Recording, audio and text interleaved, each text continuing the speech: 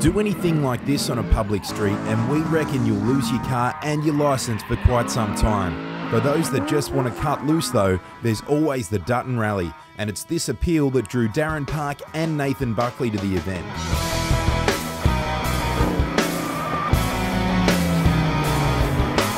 But what kind of car do you take to an event known to be popular amongst exotic supercars?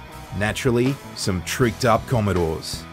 The event requires the cars to perform flawlessly in a number of different ways.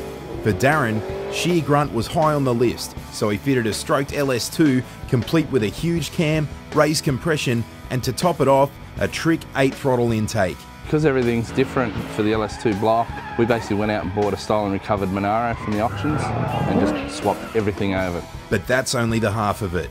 The car has a T56 with a dog box gear set, a suspension setup that pretty much equates to V8 supercar specs, and a braking package that's massive too. Every time I jump in, I love it, absolutely love it. Just the noise of the dog pop, just howling away. There's no better feeling, it just gives you that rush of adrenaline every time you jump in it, whether you're going fast or slow. Nathan took a different approach, and while there's an abundance of power from the Callaway C4B by way of a cam and some minor headwork, getting through the twisties was at the top of Nathan's list. So the coupe received a whole bunch of top-name suspension gears such as Team, Bilstein and Whiteline, but it doesn't stop there. The brakes are massive, with 362mm slotted rotors and 6-pot calipers at the front and huge 343mm rotors with 4 pots at the rear. Of course, under such fierce competition, there's always going to be a bit of rivalry, but it's all good-natured. Nathan had spoke to me and said that you blokes had jumped on board with him, which surprised me. You went with such a slow car. Nathan and I have been mucking around with Duttons for years, and it's been friendly competitors. We get on quite well.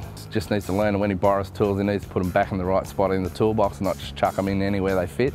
Such grueling events take their toll on the cars, which, as Nathan found out, have their limits. I blew a gearbox up at Wakefield Park in Dutton Rally 2005, and Boxer blew up one of the axles at Dutton Rally 2007 on the drags. That guy over there told me how to drive. He's given me all my lessons. That guy.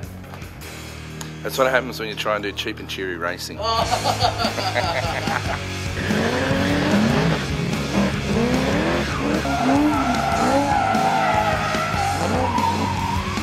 We got mixed feedback about the cars being too track oriented and far removed from a street car. Why is there no cage in there?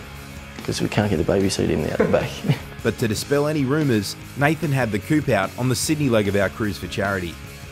The car drives pretty well on the road. Around some of the streets in the Southern Highlands, it can crack your teeth, but yeah, other than that, it's not too bad. Great engine, been hammered all weekend. Aside from knowing that you could hand most other street cars their severely bruised dignity, what's the best part of driving a car like this in the Dutton Rally? You're in a controlled environment, it's safe, you can go as crazy as you want, and the only one that's going to get hurt is yourself. The event is excellent. There's not a lot of events out there where you do as many individual events, like 36 events in 3 days. There's a lot of camaraderie around. You feel like you can just really thrash it out.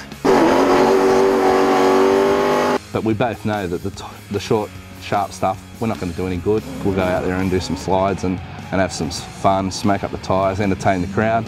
But when it comes to stuff we like doing, which is the circuits or the short sprints, we'll be given a fair dinkum crack. You go out there and you drive at 10 tenths and you give it every chance you've got, because you know that the bloke behind is going to be within 0.1 of a second. These two cars really are proving that the humble Commodore is as much at home on the track as it is on the road.